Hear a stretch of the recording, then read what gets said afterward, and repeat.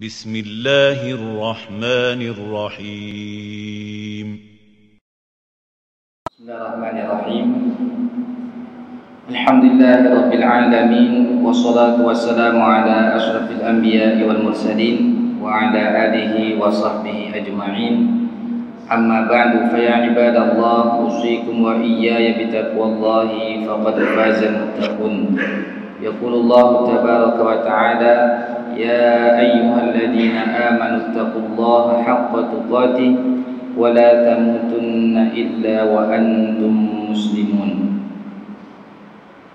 Saat itu seorang sahabat bernama Rib'i bin Amir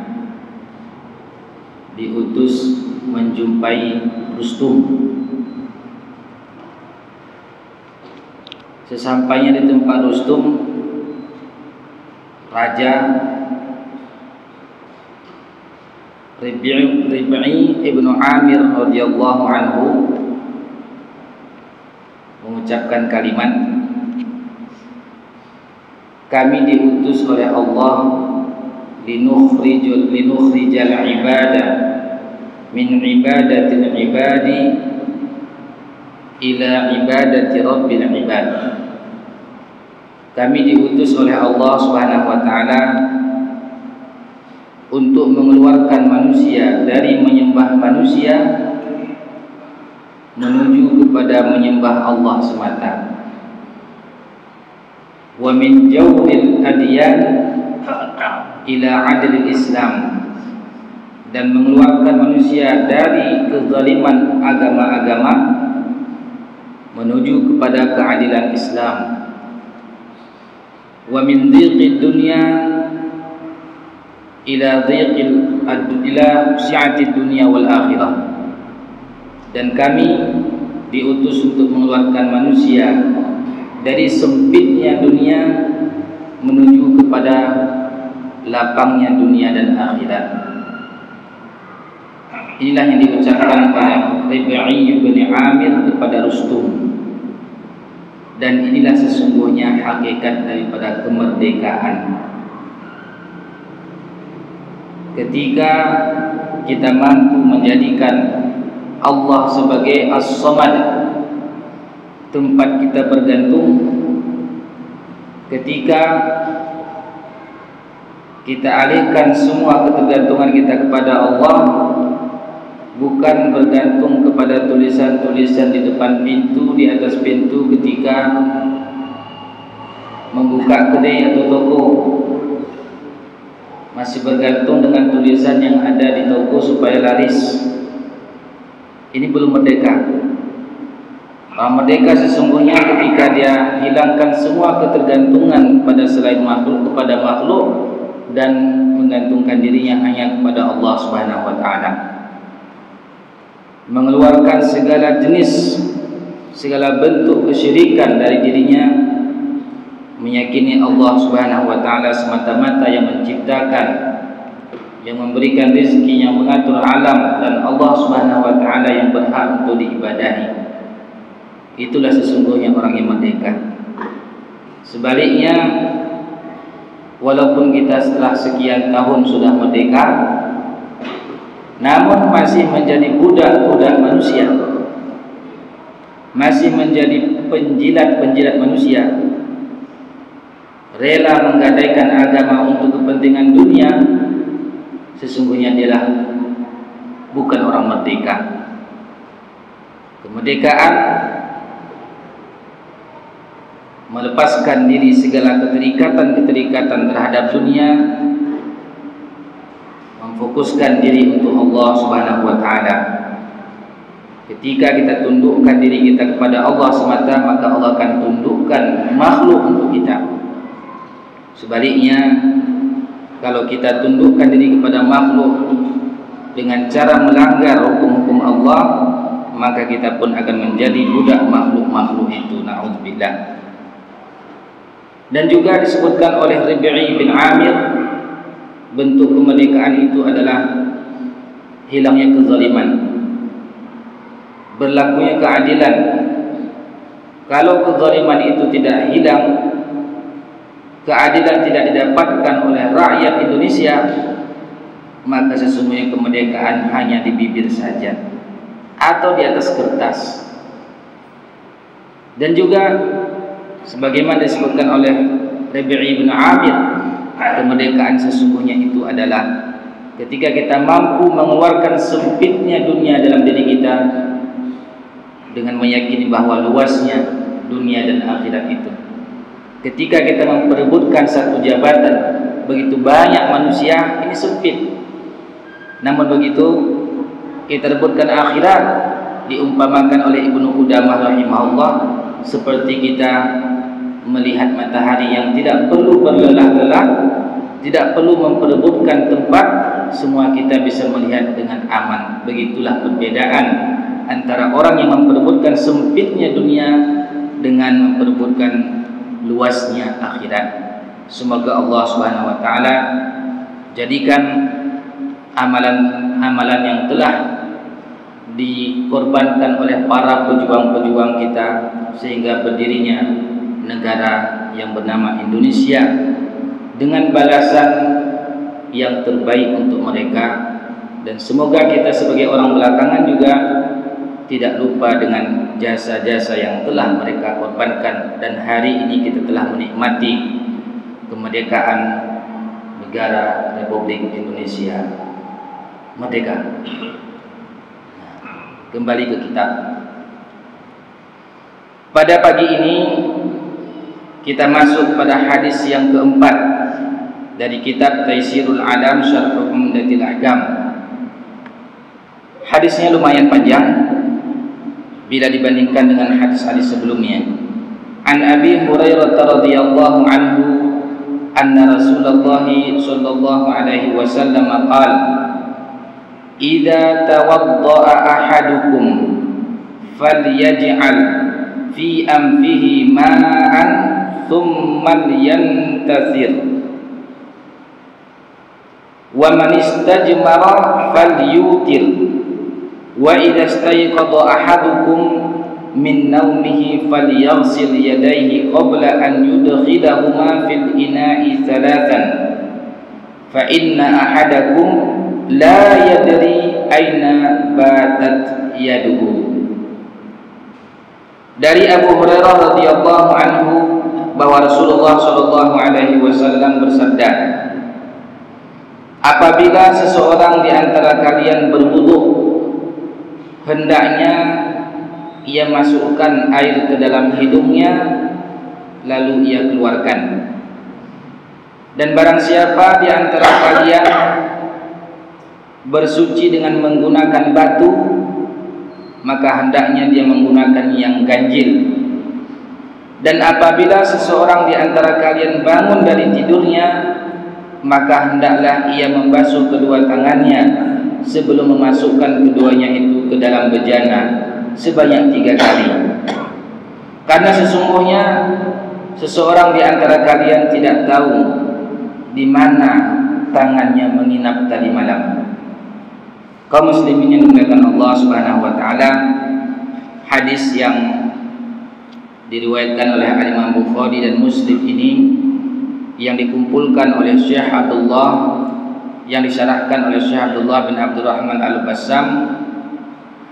Beliau menyebutkan dalam hadis tersebut ada 3 faqrah, ada 3 alinea, yang 3 alinea ini akan kita bacakan sekarang. Yang pertama adalah fadzakara annal mutawaddi'a idza syara'a fil wudu adkhala al-ma'a fi anfihi thumma akhrajahu minhu wa huwa al-istinsyaq. Bahwa bagi orang yang hendak berwudu disyariatkan bagi dia memasukkan air ke dalam hidung lalu mengeluarkan air dari hidungnya yang dikenal dengan istinsyaq. Kalau memasukkan air ke dalam hidung disebut dengan al-istinthar, sedangkan mengeluarkannya disebut dengan al-istinsyaq. Ulama hadis dan ulama fiqih berbeda pendapat tentang hukum memasukkan air ke dalam hidung dan mengeluarkannya. Begitu juga hukum berkumur-kumur apakah ia termasuk wajib atau hanya sunnah? Ulama Malikiyah dan ulama Syafi'iyah menyebutkan bahwa berkumur-kumur dan memasukkan air ke dalam hidung itu hukumnya sunnah. Sunnah dalam berwudu dan juga sunnah ketika mandi wajib. Sedangkan ulama Hanabilah Hambali bertolak belakang dengan pendapatnya Malikiyah dan Syafi'iyah. Mereka berpendapat bahwa berkumur-kumur dan memasukkan air ke dalam hidung itu hukumnya wajib, baik untuk berwudu maupun mandi wajib. Sedangkan ulama Hanafiyah itu membedakan, kalau dalam mandi hukumnya berkumur-kumur dan memasukkan air ke dalam hidung wajib, sedangkan untuk berwudu berkumur-kumur dan memasukkan air ke dalam hidung hukumnya sunnah. Kenapa bisa berbeda pendapat ulama fikih ini? Berawal dari pemahaman tentang makna ayat surat Al-Maidah ayat 6. Apa itu? Fawsilu wujuhakum. Hendaknya kalian ketika berwudu basuhlah wajah kalian. Makna wajah sebahagian memahami semua yang terlihat di depan, sehingga hidung karena terlihat dari depan dia wajah, mulut terlihat dari depan dia wajah. Karena perintah membasuh wajah wajib, maka berkumur-kumur dan memasukkan air ke dalam hidung juga wajib. Sedangkan ulama yang mengatakan tidak wajib, bahagian dalam mulut dan bahagian dalam hidung itu tidak dikategorikan sebagai wajah. Di luarnya iya. Kalau seandainya bahagian hidung dan bahagian mulut juga wajah, maka bahagian mata juga harus dimasuk-masuk korek-korek air. Kedua mata juga harus korek-korek air masukkan. Tapi tidak ada ulama fikih yang menyatakan harus juga seperti berkumur-kumur pada kategori kedua mata. Sehingga mereka berpendapat bahwa berkumur-kumur dan memasukkan air ke dalam hidung itu hukumnya sunnah. Nah, sebelum kita lanjut, ada pertanyaan? Ini baru satu alinea. Dan mengapa dia lama-lama kita? Nah,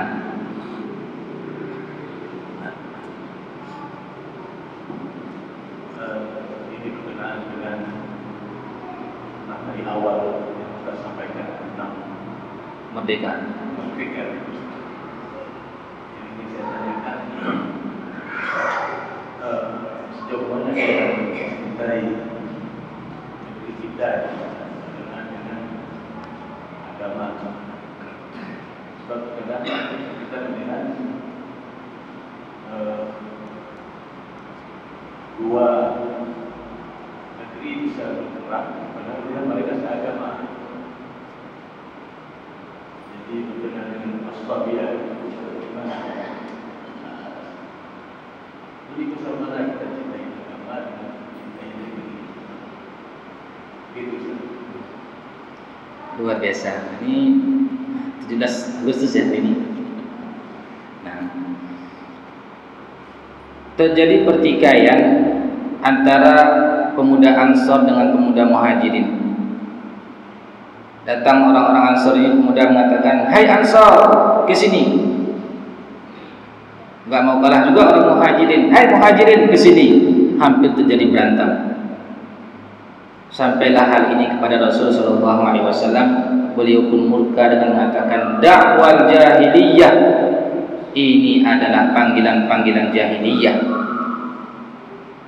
Al-asabiyah, termasuk adat kebiasaan orang jahiliyah yang itu masih melekat kepada sebahagian kaum muslimin. Allah Subhanahu wa taala jadikan ikatan persaudaraan bukan karena negeri, bukan karena satu kabilah, tetapi Allah sebutkan innamal mu'minuna ikhwatun.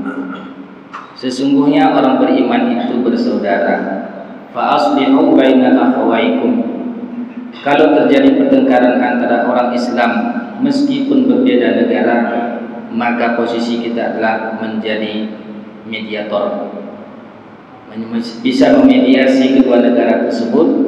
Fa aslihu baina akhwaikum, maka damaikanlah kedua di antara saudaramu. Wattaqullah, dan bertakwalah kepada Allah, la'allakum turhamun, agar kalian mendapatkan rahmat dari Allah. Apa standarnya kita membela? Ad-din, agama, bukan tempat, bukan golongan. Nabi SAW memberikan perumpamaan yang sangat sederhana, semua kita bisa melihatnya. Apa itu? Innal mu'mina lil mu'mini kal bunyan. Sesungguhnya orang beriman bagi orang beriman lainnya seperti bangunan. Kita lihat bangunan ini, perumpamaan yang sangat sederhana diberikan oleh Nabi kita SAW agar umat Islam bisa mengambil pelajaran dengan cara yang terdekat dari kehidupan kita. Tidak ada satupun di antara kita yang tidak punya bangunan atau yang tidak pernah melihat bangunan. Fungsi bangunan apa? Yasuddu ba'duhu ba'dha, saling menguatkan satu di antara mereka, bukan saling merobohkan, bukan saling memisahkan diri. Standar kita bersaudara al-iman. Semakin kuat iman kita, semakin kokoh persaudaraan kita.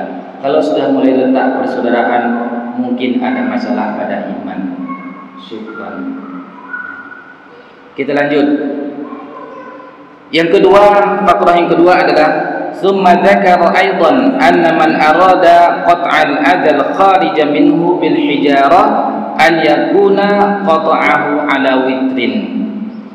Adanya kedua disebutkan barang siapa yang ingin menghilangkan najis, kotoran baik dari depan maupun dari belakang, kubul dan dubur, maka jika itu dilakukan dengan batu, dianjurkan dengan ganjil. Bisa mengambil posisi tisu, misalkan ada di antara kita naik pesawat ingin bersuci baik depan maupun belakang, tidak bisa bawa batu karena diperiksa di bandara, yang ada tisu, maka gunakan ganjil. Bagaimana ganjilnya? Aqalluha salas, sekurang-kurang ganjilnya itu 3. Kalau 3 belum bersih, ambil satu lagi 4. Kalau 4 sudah bersih, tambah satu lagi 5, jadi ganjil. Kalau 5 belum bersih, tambah satu lagi. Begitu 6 bersih, tambah 1 jadi 7, ganjil. Sekurang-kurang ganjilnya itu adalah 3. Dan tentu watunqil mahalla in kana witran, dan harus bersih. Kalau ganjil tadi nggak bersih, tambah menjadi genap. Dan untuk membuat ganjil dari genap ini, tambah menjadi 5. Ini dianjurkan sekurang-kurang ganjil itu adalah 3. Dan inti tetap ganjil. 6 nggak bisa, 7. 8 nggak bisa, 5 nggak bisa, jadi 6. 6 bisa karena digenap, tambah 7, dan seterusnya dan seterusnya. Dan ini termasuk keringanan yang Allah berikan kepada umat Islam. Bila ada pilihan atau sebelum ada pilihan, mana yang terbaik? Yang terbaik bersuci itu batu, kemudian diakhiri dengan air. Kalau di antara pilihan, yang terbaik mana? Yang terbaik adalah air. Kalau ada batu, ada air, kita disuruh milih. Yang terbaik air. Kalau tidak ada air, maka boleh kita berhijarah, batu, dan ma yaqumu maqamahu, apa yang mengambil posisi daripada batu tersebut. Jangan sampai nanti karena kita bergantung kepada air, padahal dalam agama kita diberikan kemudahan selain air, akhirnya kita pun tidak berani membuang kotoran. Apalagi di pesawat, belum ada sejarahnya orang bawa batu. Ada. Dan alhamdulillah disediakan ada tisu. Maka gunakan, dan dalam bentuk ganjil. Ini fakrah yang kedua. Sedangkan alinea yang ketiga disebutkan dalam kitab ini, wa dzakara aidan anna al-mustayqidha min naumil lail la yudkhilu kaffahu fil ina aw yamussa biha syai'an ratban hatta yasilaha 3 marrat. Bagi orang yang bangun tidur dari malam hari, hendaknya sebelum dia berwudu jangan langsung dimasukkan tangannya ke dalam bejana, karena sesungguhnya boleh jadi tangannya itu kena kotoran-kotoran sehingga dia mesti mencuci sebanyak 3 kali. Kita ambil ini air, jangan dicelupkan, lalu kita tuang 1, 2, 3. Termasuk memegang yang basah, bukan saja air, apakah itu makanan atau sejenisnya yang basah, sebelum kita memegangnya kita cuci 3 kali, dan di luar daripada bejana itu. Kalau ada keran itu lebih bagus, keran 3 kali. Li'anna naumal lail ghaliban yakunu tawilan, karena sesungguhnya tidur malam itu secara umum dia panjang. Walaupun kalau ada orang sekarang tidurnya siang, kerjain malam, itu nadir, itu sangat jarang dihukumi. Umumnya orang tidur malam itu lebih panjang. Wa yadu tabtishu fi jismi, sementara tangannya ini kadang-kadang meraba-raba seluruh anggota tubuh. Fala'allaha tusibu ba'dal mustaqdirat wa huwa la ya'lam. Boleh jadi ketika dia tidur tangan meraba-raba dan memegang yang kotor sementara dia tidak tahu. Fa syuri'a lahu ghuslaha lin-nadhafatil masyru'ah, maka syariat kita memberikan arahan kepada kita untuk membersihkan sebelum kita memegang sesuatu. Ini Islam indah sekali, dan ini termasuk mukjizat yang ditinggalkan oleh Nabi kita SAW untuk kemaslahatan bagi manusia itu sendiri. Ada beberapa kisah disebutkan bagi orang yang menentang hadis ini. Dia mengatakan, saya tahu tangan saya tidur di mana. Akhirnya dia ikat tangannya. Orang sombong dengan hadis ini, dia tahu betul. Dia ikat begitu tidur, memang betul tahu di tempatnya, masuk ke lubang dubur. Orang sombong menentang hadis Nabi SAW, sehingga Allah pun tunjukkan kesombongan dengan menghinakan orang tersebut. Meskipun kita tahu, karena Nabi kita SAW mengatakan basuh 3 kali sebelum masukkan tangan ke dalam bejana, maka kita sebutkan sami'na wa ata'na. Para ulama fikih beda pendapat tentang tidur yang diperintahkan untuk mencuci tangan. Jumhur ulama mengatakan ila anna ba'da kulli naumin min lailin aw naharin, semua bentuk tidur, baik itu tidurnya malam ataupun tidurnya siang, baik tidurnya malam atau tidur siang. Ini pendapat jumhur ulama. Disebut fadzhab asy-Syafi'i wal jumhur ila annahu ba'da kulli naumin min lailin aw naharin. Maka berpendapatlah Imam Syafi'i dan jumhur ulama bahwa setiap tidur baik malam maupun siang, li'umumi qawlihi min naumihi, karena hadis ini bentuknya umum. Apabila bangun dari tidurnya, tidur apa tidak disebutkan, maka berlakulah makna umum. Setiap tidur sebelum kita menyentuh sesuatu yang basah, yang lembab, maka dianjurkan bagi kita untuk mencuci kedua tangan. Wa khassahu al-Imam Ahmad, Imamani Ahmad wa Dawud al-Zahiri bi naumil lail. Imam Ahmad bin Hanbal dan Dawud al-Zahiri itu mengkhususkan tidurnya hanya tidur malam. Kenapa demikian? Karena yang dinamakan dengan mabit dalam bahasa Arab atau baitutah itu biasanya di malam hari, sedangkan di siang hari tidurnya tidak dikatakan mabit. Kita saja kalau ayo kita mabit, itu konotasinya ketika kita bermalam, bukan bersiang atau berpagi. Begitu, ayo kita mabit. Di mana kita mabit malam ini? Lari ke malam. Dan ini yang dipegang oleh Imam Ahmad rahimahullah, serta dirajihkan oleh penulis kitab ini, pensyarah hadis ini, bahwa larangan mencelupkan tangan ke dalam air atau tempat yang basah itu hanya berlaku ketika bangun dari tidur malam. Kaum muslimin dimuliakan Allah Subhanahu wa taala. Yang terakhir, para ulama fikih juga beda pendapat apakah hukumnya membasuh tangan itu wajib atau sekedar anjuran. Apakah hukumnya wajib atau sekedar anjuran? Jumhur ulama mengatakan hukumnya anjuran, tidak sampai pada kategori wajib. Namun Imam Ahmad rahimahullah itu mengatakan al-wujub, wajib. Arti wajib apa?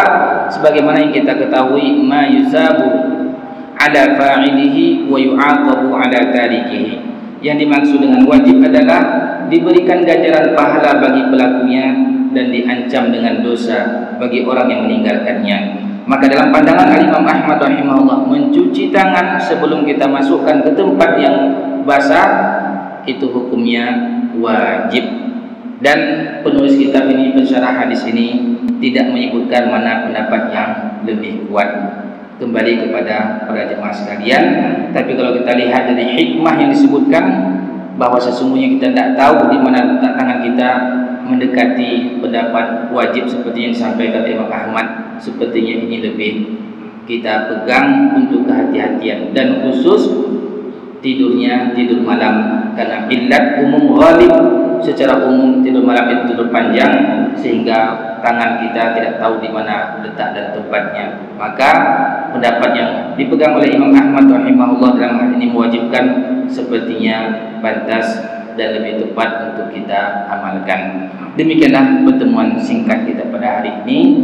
Masih ada waktu kita untuk bisa menyempurnakan apa yang salah kita perbaiki kepada para jemaah kita. Persilakan.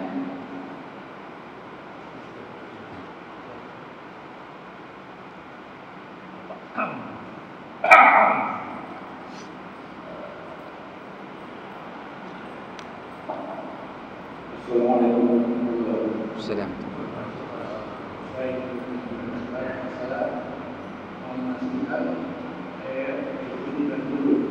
Memasukkan. Nah, apakah harus bersamaan atau bisa? Satu lagi, dia juga apakah masukkan air ke hidung atau seperti itu atau dalam kejadian yang besar? nah, memasukkan air ke dalam hidung atau dikenal dengan al-istinsar itu bukan mengorek-ngorek dalam hidung, tapi menghirup. Beda menghirup dengan mengorek-ngorek. Maka hasilnya pun ketika dikorek-korek itu bukan menyiksa dia. Bila dibandingkan dengan menghirup, agak tersiksa sedikit. Kalau mengorek-ngorek enggak, malah mungkin semakin nikmat sebagian orang. Tapi menghirup, bagaimana caranya? Berbarengan antara menghirup dengan masukkan ke dalam mulut, ya. Berbarengan, satu kali hirupan, satu ke hidung, satu ke untuk berkumur-kumur. Adapun nanti mengeluarkannya, kita masukkan dengan tangan kanan, kemudian kita keluarkan dengan tangan kiri dari hidung tersebut. Begitu sunnahnya. Jadi memasukkan air ke dalam hidung bukan mengorek-ngorek, tapi dihirup dan sangat berbeda rasanya. Ya, terima kasih.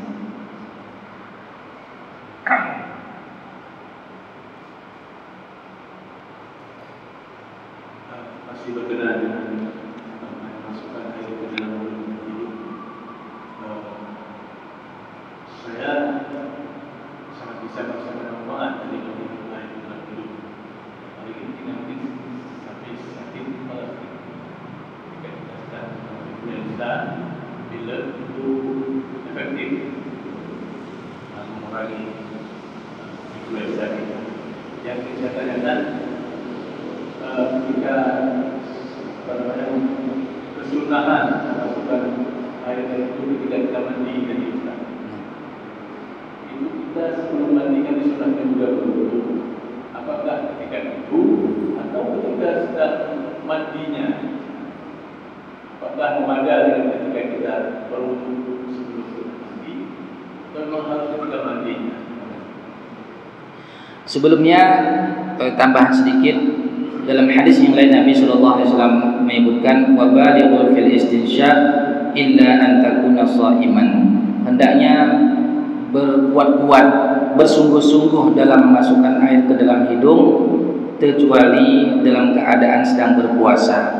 Ini dikecualikan ketika berpuasa, tidak terlalu bersungguh-sungguh, biasa saja.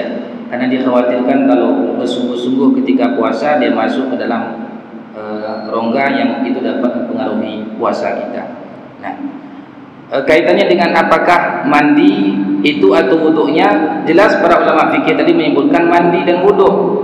Kalau mandi itu tersendiri, wuduk itu tersendiri.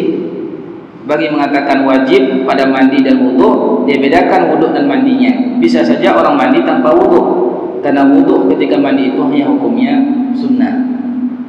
Jadi memasukkan air ke dalam hidung ini dikategorikan bukan wudhu pada mandi, tapi mandi itu sendiri, wudhu itu sendiri. Nah, terima kasih. Yang lain Pak? Ini Ustaz. Nah, Saya salah tadi sekalian hidup ya. Saya sendiri nggak bisa kalau saya hidup sama lama. Saya kalau hidup dari hidup harus 10. Itu yang saya ubah. iya. Allah berfirman, la yukallifullahu nafsan illa wus'aha. Allah tidak bebankan pada seseorang kecuali sesuai dengan kemampuan. Kalau mampunya tidak berurutan, mulut dulu berkumur-kumur atau hidung duluan, bismillah, tafadhal, tidak ada kesulitan. Fattaqullaha mastata'tum.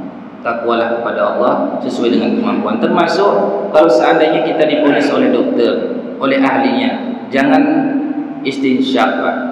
Jangan masukkan air ke dalam hidung dengan kuat, karena ini akan mempengaruhi kepada sel-sel demikian katanya. Maka kita boleh mengikuti petuah orang tersebut. Dan ini kalau ada ahli kesehatan yang bisa kombinasikan antara memasukkan air ke dalam hidung dengan kesehatan seperti yang disampaikan tadi, terhindar daripada pilek dan seterusnya, ini bagus sekali dibuat sebuah tulisan. Bagus sekali dikombinasikan keutamaan memasukkan air ke dalam hidung menurut kesehatan. Nah, mudah-mudahan ada dokter kita nanti yang bisa menuliskannya.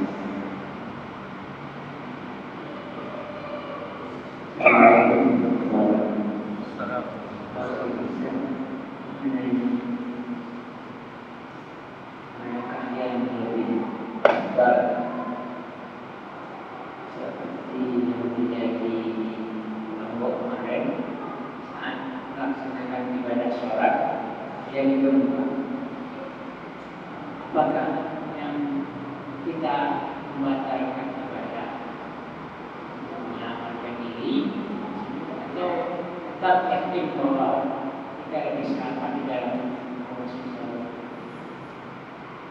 Lebih afdalnya. mana yang lebih tepat kita rasakan seandainya itu tidak terjadi.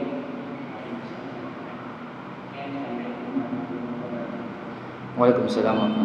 Mana yang lebih afdal saya tidak tahu mana lebih afdal. Namun ada ayat sebagaimana ini ayat dijadikan oleh Al-Imam Asy-Syafi'i dalil, yaitu surat Muhammad, ya ayyuhalladzina amanu atti'ullaha war rasul wa la tubtilu a'malakum. Wahai orang-orang beriman, taatlah kepada Allah dan Rasul dan jangan batalkan amalan kalian. Ayat ini dijadikan oleh Al-Imam Asy-Syafi'i rahimahullah sebagai dalil tidak bolehnya kita membatalkan amalan.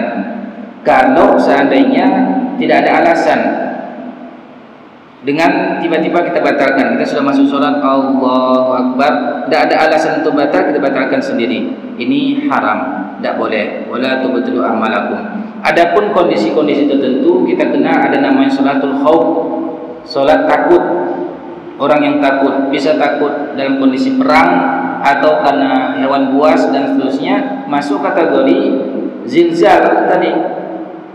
Kalau kita bertahan secara naluri, ini akan roboh, maka tidak boleh kita bertahan di situ. Kalau kita bertahan, kita khawatir masuk pada ayat membunuh diri sendiri. Wala tulqu anfusakum biaidikum ila tahlukah. Janganlah jatuhkan dirimu dengan tanganmu kepada kebinasaan. Dalam kondisi perang, tidak mesti kita menghadap ke kiblat. Salatul khauf sudah pernah kita praktekkan sini belum? Ada 3 jenis salat khauf. Salat khauf yang biasa disebutkan dalam fikih salat perang. Perang itu ketika berhadapan dengan musuh ada 3 kondisinya. Pertama, musuh di depan, hanya satu arah. Ini enak, bisa dikasih baris. Baris pertama jaga, baris kedua sholat, atau sebaliknya, nanti gantian. Yang kedua, musuhnya bukan satu arah, arah sana, arah sini dan seterusnya. Maka di sini pun makmum nanti bisa dibagi kapan dia menghadap kiblat, kapan dia menghadap ke musuh. Nah, itu sholat yang kedua. Sholat ketiga, musuh perang sudah berkecamuk, tidak lagi ada tentu arah kemana-mana, berkecamuk. Di sini sholat masing-masing setelah takbir sebagaimanapun keadaannya, hadap kiblat atau enggak hadap kiblat, dan masalah. Nah, Ini kalau kondisi khauf. Bukan saja gempa yang dahsyatnya mungkin lebih berat, ketika dikejar sama lipan, sama kalajengking, kita boleh lewat lari kejar-kejaran sama dia. Boleh, namanya salatul khauf. Mana afdalnya Allah alam, tergantung pada diri orang itu. Kalau tahu dia ini akan jatuh dan bunuh dirinya, lebih baik dia batalkan. Allah alam. Cukup. Baik, alhamdulillah, jazakumullahu khairan, barakallahu fikum, subhanakallahumma wa bihamdika, asyhadu an la ilaha illa anta, astaghfiruka wa atubu ilaik. Wassalamualaikum warahmatullahi wabarakatuh.